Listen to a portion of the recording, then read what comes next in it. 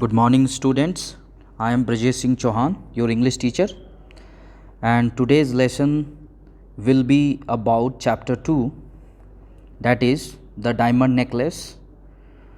We will continue with this chapter. We have already done 3 videos on this chapter and we have completed till page number 7. थोड़ा सा आपको बता दूं, page number 7 का जो last paragraph है, The night of the ball arrived. Madame Loisel was a great success. She was prettier than any other woman present, elegant, graceful, smiling and filled with joy. All the men looked at her, asked her name, sought to be introduced. All the attaches of the cabinet wished to vouch with her.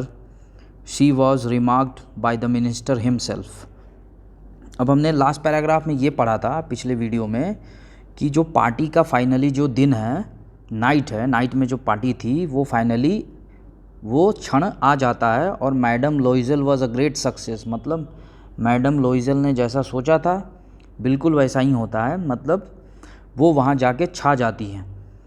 C was prettier than any other women present. वहाँ जितनी भी महिलाएं थी, जितनी भी खूबसूरत महिलाएं थी, उन सब में सबसे ज़्यादा कौन खूबसूरत प्रतीत हो रही थी, दिख रही थी? मैडम लोइजल। एलिगेंट, ग्रेसफुल, राइट, आकर्षक,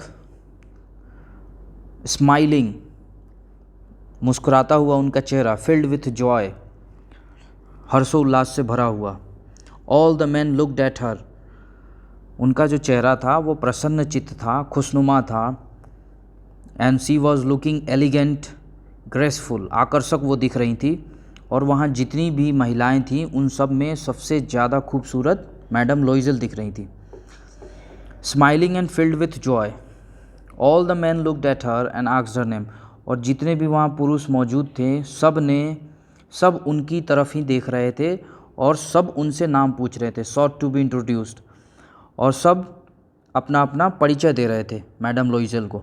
all the attaches of the cabinet wish to watch with her, और जितने भी वहाँ कैबिनेट में जो लोग थे, अटैचीज थे कैबिनेट के, जो मुख्य लोग थे, उन सब ने मैडम लोइजल के साथ डांस करने के लिए इच्छा जताई। She was remarked by the minister himself, और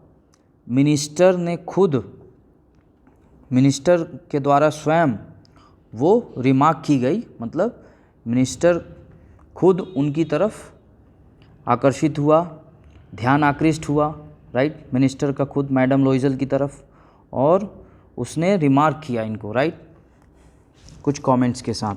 सी danced with rapture, with passion, intoxicated. अच्छा, यहाँ पे कुछ बच्चों को कन्फ्यूज़न नहीं होना चाहिए, हो सकता है तो मैं बता दूँ आप लोगों को कि मैडम लोइजल जो हैं, जो उनके हस्बैंड हैं, वो लोइजल, मिस्टर लोइजल हैं।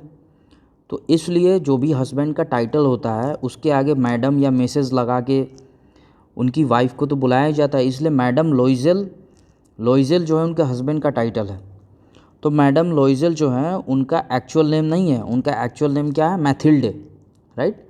But since her husband has got the surname Loisel, so another name that the writer has used here is Madame Loisel. She danced with rapture, with passion, intoxicated by pleasure, forgetting all in the triumph of her beauty, in the glory of her success, in a sort of cloud of happiness composed of all this homage and admiration. Rupture का अर्थ होता है अत्यंत हर्ष, उमंग जिसको कहते हैं, अत्यंत आनंद। तो पूरा हर्ष के साथ, अत्यंत हर्षित होकर के, आनंदित होकर के वो नृत्य कर रही थी मैडम लोइजल। विथ पैसन आप जानते हैं किसको कहते हैं? पैसन का अर्थ होता है धुन जिसको कहते हैं, जुनून जब सवार हो जाता है। और वो ऐसा डांस कर रही थी जैसे लग रहा हो कि उनके ऊपर जुनून सवार है, जैसे वो इंटॉक्सिकेट हो चुकी हूँ प्लेजर से। प्लेजर का अर्थ है आनंद, तो आनंद ने उनको मदहोश कर दिया हो, वह ऐसे मदहोश होकर के डांस नृत्य कर रही थी। Forgetting all in the Triumph of her beauty, Triumph का अर्थ है विक्ट्री, विजय। और जो उनके सौंदर्य की विजय हुई थी, सौंदर्य के विजय से सेंस है कि सभी लोग उसके प्रति आकर्षित हो रहे थे, सभी लोग अपना अपना परिचय दे रहे थे। वो वहाँ पे सबसे ज़्यादा खूबसूरत दिख रही थी। यही है उनका Triumph of beauty in the glory of her success. और उनकी जो चारों तरफ चर्चे फैल गए थे उस हॉल में, दरबार हॉल में, उनकी सफलता के। सब लोग उनके बारे में बात कर रहे थे। In a sort of cloud of happiness composed of all this homage and admiration. और जो उनकी प्रशंसा हो रही थी वहाँ पे बॉल में, पार्टी में, जो लोगों का समर्पण था उनके प्रति, प्रशंसा, समर्पण, ये इन सब ने मैडम लोइजल के मन में एक खुशी का बादल निर्माण कर दिया था। Happiness, cloud of happiness and of that sense of triumph which is so sweet to women's heart. और इस तरह की विजय जो है, इस तरह की प्रशंसा जो है, इस तरह की वाहवाही जो है, महिलाओं के दिल के बेहद करीब होती है। मतलब ऐसी प्रशंसा, ऐसी वाहवाही महिलाएं बहुत चेरिश करती हैं। शी फेल्ट द बॉल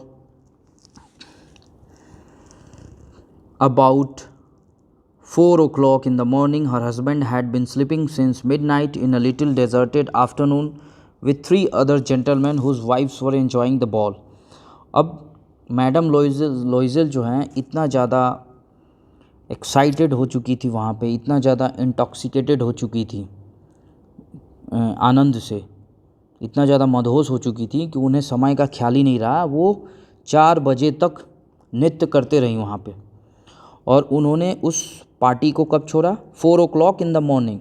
उस समय उनके हस्बैंड जो हैं एक बड़े से खाली आफ्टर रूम का अर्थ है बड़ा सा hall, right? Sorry, after room नहीं है, एंटी रूम। एंटी रूम का अर्थ क्या है? बड़ा सा जो हॉल होता है उसको एंटी रूम कहते हैं, राइट? तो उस रूम में उनके हस्बैंड वहाँ पे क्या कर रहे थे? सो रहे थे। और वहीं पे 3 और जेंटलमैन, ठीक है, 3 और पुरुष जो है वहाँ अपनी वाइफ का इंतज़ार कर रहे थे, जिनकी वाइफ जो है बॉल में डांस कर रही थी। और वो जो हॉल है वो काफ़ी खाली था। उसमें कुल मिलाकर 4 लोग थे, राइट? आगे चलते हैं। He threw over her shoulders the wraps he had brought, the modest wrap of common life, the poverty of which contrasted with the elegance of the ball dress.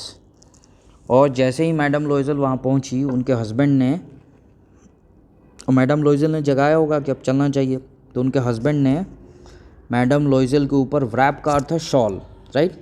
जो आम आदमी का शॉल जो होता है, चूँकि ये लोग मिडिल क्लास फैमिली से थे, तो उनका जो कॉमन लाइफ, मतलब कॉमन व्रैप जो था, modest wrap, belongs to a common family, उस व्रैप को हस्बैंड ने ले करके मैडम लोइजल के शोल्डर्स को ढक दिया, राइट, कवर कर दिया। और वो जो व्रैप है, जो उनका शॉल है, वो उनकी गरीबी का प्रतीक है, राइट? और वो इस प्रकार जब उनके मैडम लोइजल को पहनाया गया उस व्रैप को, उस शॉल को, तो ऐसा कंट्रास्ट हो रहा है। कंट्रास्ट समझ रहे हो ना आप? 2 डिफरेंट थिंग्स। एक तो मैडम लोइजल ने काफ़ी महंगा ड्रेस पहना है, ज्वेलरी पहन रखी है, और वो बहुत ही एलिगेंट, ब्यूटीफुल, राइट, और ग्रेसफुल दिख रही हैं। और इतने में उनके हस्बैंड ने एक साधारण सी शॉल से लेकर के उनको ढक दिया। तो ये दोनों चीज़ें जो है कंट्रास्ट कर रही हैं। She felt this and wish to escape so as not to be remarked by the other women. अब जैसे ही उनके हस्बैंड ने उस शॉल को उड़ा दिया, तो उन्होंने ये महसूस किया कि उनको तुरंत वहाँ से निकल जाना चाहिए, अन्यथा बाकी महिलाएं उनको देखेंगी तो क्या कहेंगी कि अरे मैडम लोइजल ने ये कितना साधारण सी शॉल ओढ़ रखा है। Who were enveloping themselves in costly furs। और जो बाकी की जो वहाँ पे महिलाएं आई हैं, वो सभी जो लेडीज़ हैं वो बहुत ही कॉस्टली फर्स, फर्स का अर्थ है वही व्रैप, महंगी महंगी शॉल ओढ़ के आई हैं। वो उनके पास महंगे शॉल है, महंगे फर्स है, महंगे मफलर्स हैं, right? Loisel held her back saying wait a bit, you will catch cold outside, I will call a cab. अब उनके हस्बैंड ने, जब वो उस हॉल को छोड़ के जाने लगी, तो उनके हस्बैंड ने एक आवाज़ लगाई कि एक क्षण रुको, वेट अ बिट, कुछ देर रुको, तुम्हें बाहर सर्दी लग जाएगी, मैं कैब को बुलाता हूँ, ठीक है, मैं कैब अरेंज करता हूँ। कैब जब हम भाड़े पे गाड़ी को हायर करके ले जाते हैं तो उसको कैब कहते हैं, right. But she did not listen to him and rapidly descended the stairs. Stairs का अर्थ है सीढ़ी, जिसको आप लोग जीना भी बोलते हो।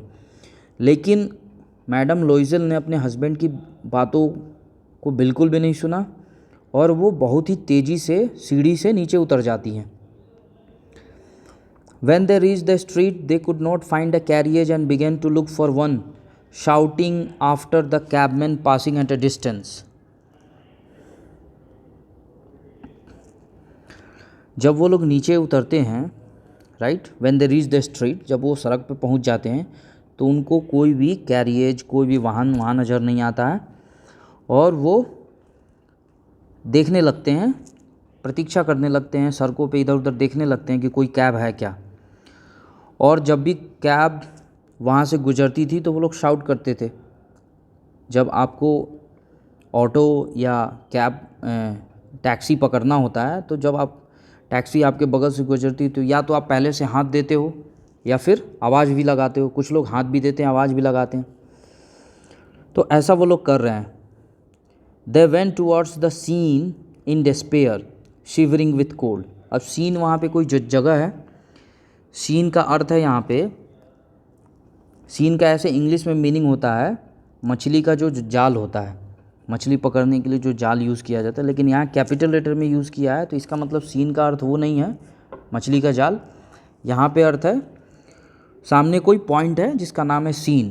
तो वो लोग सीन की तरफ जाने लगे निराश होकर के,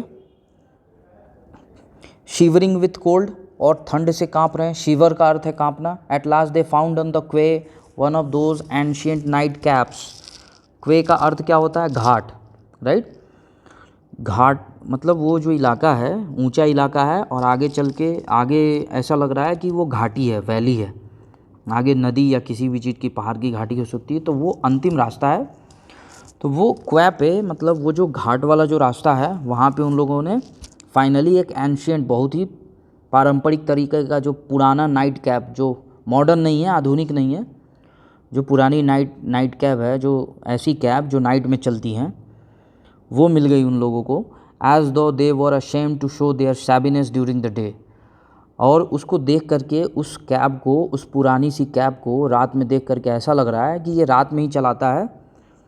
दिन में चलाने से वो क्या होता है? शैबीनेस का अर्थ क्या है? शैबीनेस का अर्थ है SHABBINESS। फटे हाल अवस्था को शैबीनेस कहते हैं। SHABBINESS। शैबी से शैबीनेस बना है। शैबी इज़ एन एडजेक्टिव, तो जिसको फटे हाल कहते हैं शैबी, और शैबीनेस हो गया जैसे काइंड से आप काइंडनेस बनाते हो। तो उस कैब को देख के ऐसा लग रहा है कि कैब जो है दिन में चलाने में, कैब वाला जो है दिन में चलाने में अपने आप को शर्मिंदा महसूस करता है, क्योंकि कैब की हालत फटे हाल है पूरी। And never seen round Paris until after dark. और उसे पेरिस में कभी देखा नहीं गया है। डार्क में ही देखा गया, मतलब इवनिंग में ही देखा गया, नाइट में ही देखा गया, सूर्यास्त के बाद। It took them to their dwelling in the Reuds Martyrs, and sadly they mounted the stairs to their flat. All was ended for her. As to him, he reflected that he must be at the ministry at 10 o'clock that morning. और finally जो उनका dwelling था, जो उनका निवास था, रियूडेज martyrs, ठीक है, ऐसा लग रहा है कि वो लोग किसी अपार्टमेंट में रहते थे, रियूडेज मार्टर्स, वहाँ वो लोग पहुँच जाते हैं और बहुत ही दुखी मन से वे लोग अपनी सीढ़ी पे चढ़ते हैं। घर की जो सीढ़ी है, स्टेयर्स है, जो उनका फ्लैट है, फ्लैट के आगे सीढ़ी है, उस पे चढ़ के वो फ्लैट में पहुंचते हैं अपनी। All was ended for her, और she reflected that she must be at the ministry at 10 o'clock that morning. और सब कुछ ठीक हो चुका था, पार्टी ख़त्म हो चुकी थी। और जो मैडम लोइजल के हस्बैंड हैं, राइट, मिस्टर लोइजल, वो सोच रहे हैं कि उनको अगले दिन 10 बजे किसी हालत में मिनिस्ट्री में पहुंचना है। She removed her wraps before the glass so as to see herself once more in all her glory।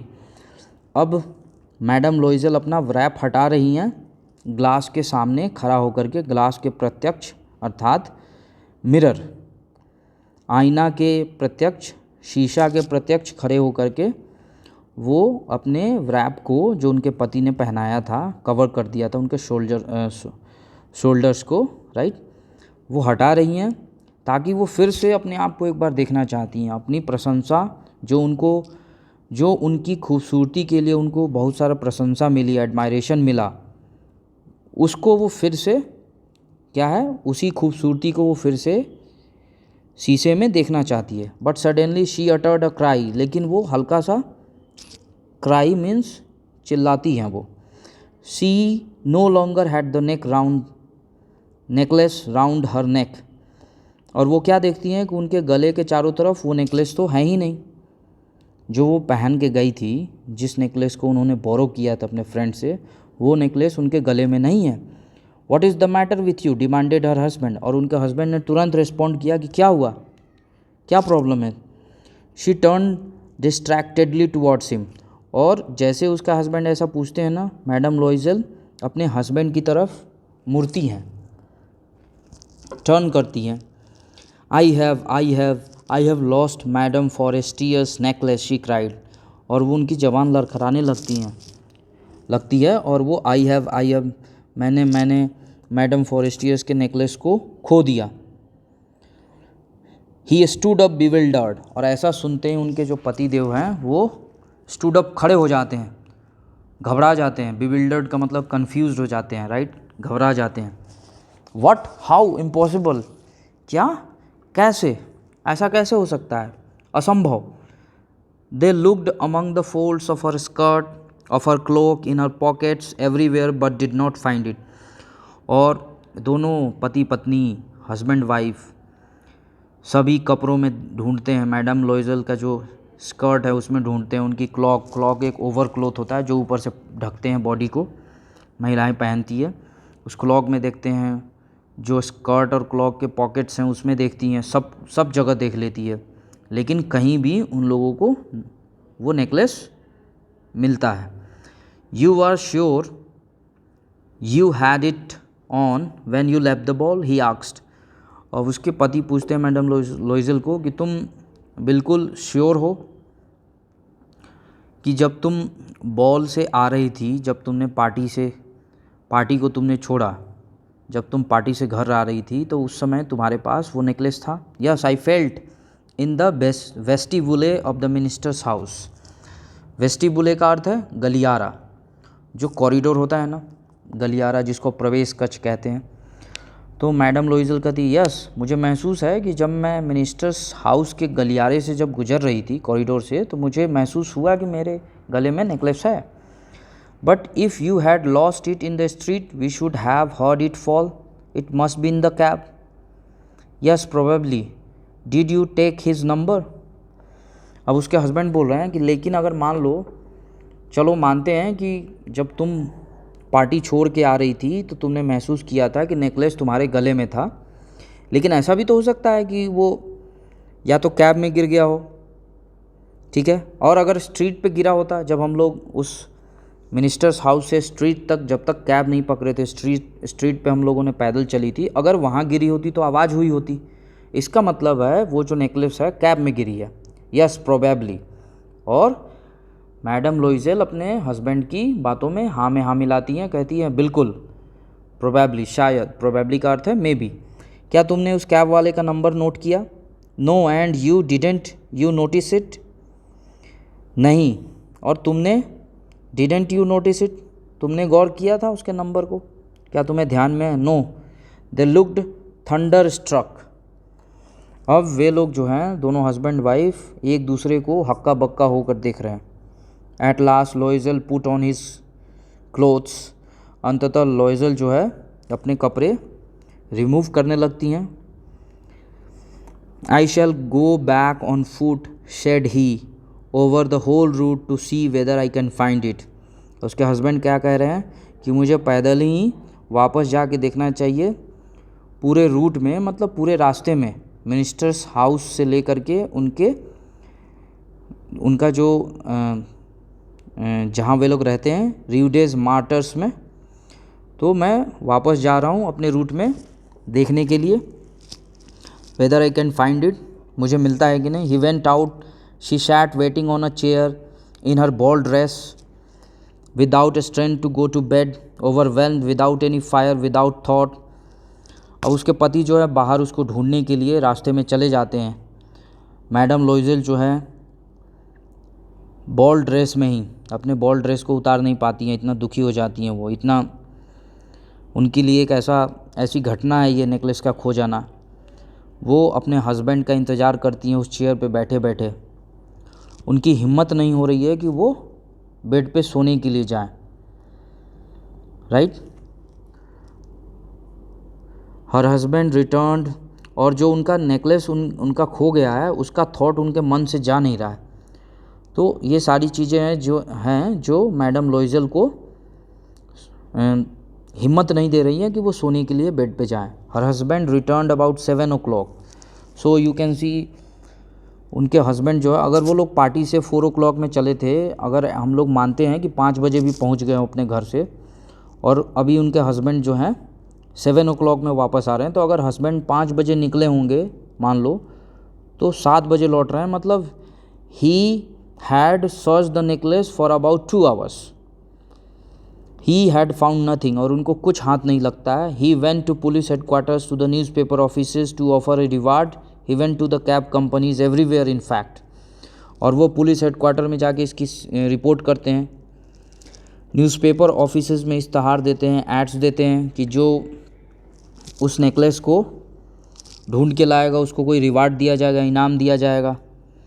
Cab companies में जाते हैं, सभी जगह वो पता कर लेते हैं उनके husband. In fact whether he was urged by the last spark of hope, और इधर विदर का अर्थ है जहाँ कहीं भी, जो भी स्थान हो जहाँ पे आशा की अंतिम किरण भी है। लास्ट स्पार्क ऑफ होप का अर्थ है जहाँ पे उस नेकलेस के होने की अंतिम आशा भी थी, अंतिम आशा की किरण भी थी, वहाँ भी उनके हस्बैंड गए, लेकिन उनको कुछ हाथ नहीं लगा। She weighted all day in the same condition of mad fear before this terrible calamity, और मैडम लोइजल जो हैं इतनी ज़्यादा थंडर स्ट्रक हैं, वो इतनी ज़्यादा उदास हैं कि वो पूरा दिन उसी कपड़े में पागलों की तरह, ठीक है ना, इस घटना के होने के बाद इंतज़ार में रह जाती हैं कि शायद वो नेकलेस मिल जाए। Loisel returned at night with अ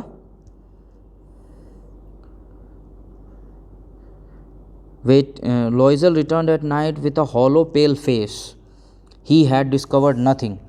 और फाइनली उसके जो हस्बैंड है एक बार सुबह आते हैं, फिर उसके बाद दिन में वो कहाँ जाते हैं, दिन में जाते हैं सभी न्यूज़पेपर ऑफिसेज में, कैब कंपनीज़ में, पुलिस हेडक्वार्टर्स में। तो ये सब करते करते पूरा दिन उनको लग जाता है, और वो फाइनली कब आते हैं, नाइट में आते हैं। एक उदास पीला पड़ा हुआ चेहरा, पेल फेस का अर्थ है हॉलो, खाली खाली सा, भारी भारी सा चेहरा। ही हैड डिस्कवर्ड नथिंग, क्योंकि उनको हाथ में कुछ भी नहीं लगता है, नेकलेस उनके हाथ नहीं आता है, तो इस उदासी के कारण चेहरा लटकाए हुए वो वापस घर लौटते हैं। You must write to your friend, said he, that you have broken the clasp of her necklace and that you are having it mended, that will give us time to turn around. अब जो mister लोइजल हैं, madam Loisel को कहते हैं अपनी wife को कि तुम्हें अपने फ्रेंड को पत्र लिखना चाहिए। You must write to your friend. उस समय तो हर जगह टेलीफोन नहीं होती थी हर घर में, तो तुम्हें अपने सहेली को पत्र लिखना चाहिए और ये कहना चाहिए कि नेकलेस का जो क्लैस्प है, जहाँ से नेकलेस को बांधा जाता है, राइट, वो टूट गया है और तुमने इसको रिपेयर करने के लिए दिया है, तो इससे हम लोगों को टाइम मिल जाएगा टर्न अराउंड, मतलब नेकलेस को अरेंज करने का। She wrote at this dictation, और जैसा उसके हस्बैंड ने कहा था, मैडम लोइजल ने लिख दिया लेटर को। At the end of a week they had lost all hope. Loisel, who had aged 5 years, declared, we must consider how to replace the ornament. और ऐसे करके पूरा सप्ताह बीत जाता है, और उन लोगों ने, चूँकि अब नेकलेस की कहीं से कोई खबर नहीं आती है, तो उन लोगों ने अब सारी आशाएं छोड़ दी थी कि नेकलेस अब उनको वापस मिलेगा। लॉइजल who had aged 5 years declared, और लॉइजल जो कि 5 साल से उस घर में रह रही थी, 5 साल हो गए थे उनको शादी को, उन्होंने इस बात को अपने हस्बैंड के सामने खुले तौर पे कह दिया कि हम लोगों को we must consider how to replace that ornament. अब हम लोगों को इस बात पे फोकस करना है कि उस ऑर्नामेंट को रिप्लेस कैसे किया जाए, बिल्कुल हू बहू वही ऑर्नामेंट मैं कैसे मैडम फॉरेस्टियर को जाके दे दूँ। The next day they took the box that had contained in it and went to the jeweler whose name was found within. He consulted his books.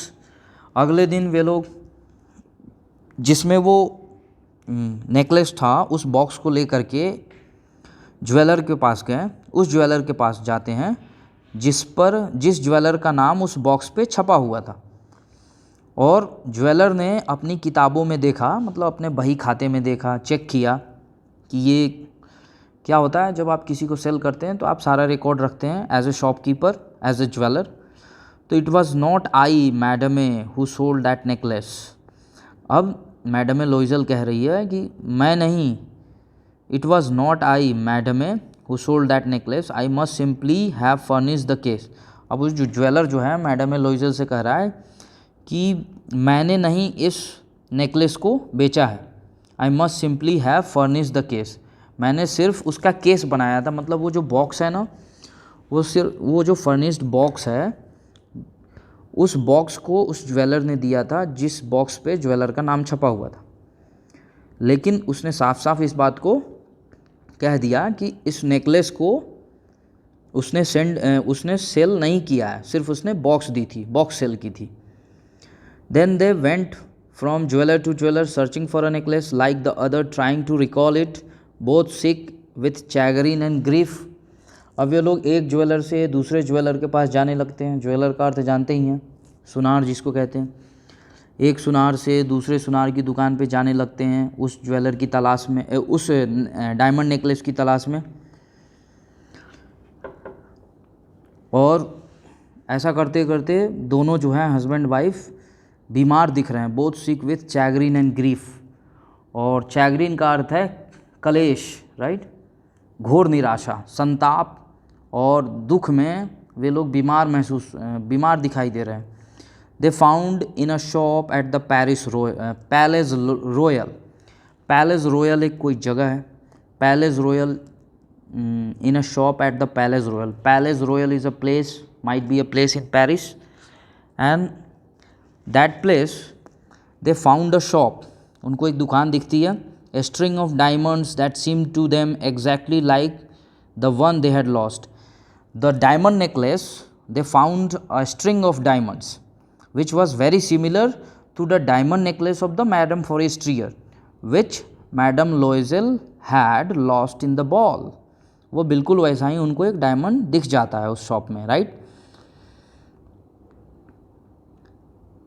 40,000 francs, they could have it for 36। और उस पर क्या लिखा हुआ था, 40,000 Frank था। Frank is a monetary unit of France. France देश का जो मॉनेटरी यूनिट है, जैसे इंडिया में हम लोग रुपये यूज़ करते हैं, वहाँ पे फ्रैंक यूज़ होता है। तो उसका कॉस्ट कितना था, 40,000 फ्रैंक, राइट। और उन लोगों ने सोचा कि ये 36 में अरेंज हो जाएगा। So they begged the jeweller not to sell it for the 3 days yet. और उन लोगों ने 3 दिन से उस ज्वेलर से टाइम मांगा। And they made it a bargain that they should buy it back for 34,000 Franks. और उन लोगों ने फिर बार्गेनिंग भी की कि 3 दिन बाद वो लोग 34,000 फ्रैंक्स को पे करके उस डायमंड नेकलेस को ले जाएंगे। In the case they should find the lost necklace before the end of the February.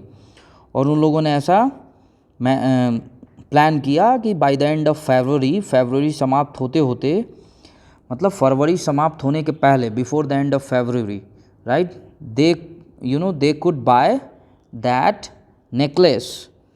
Loisel processed 18,000 francs which his father had left him. He would borrow the rest. और जो mister लॉइजल थे, madam लॉइजल के husband, उनके पास already 18,000 Franks थे जो उनके पिताजी ने उनके लिए छोड़ के गए थे, उनके पिताजी ने उनको दिया था, राइट। मरने के बाद उतना पैसे उनके लिए छोड़ के गए थे अकाउंट में। और बाकी के जो पैसे हैं मिस्टर लोइजल सोच रहे हैं कि वो मांग लेंगे उधार, कहीं से अरेंज कर लेंगे, राइट। सो आई होप बच्चों आप लोगों को समझ आया होगा। आगे की वीडियो में देखेंगे आगे स्टोरी कहाँ तक बढ़ती है। Thank you.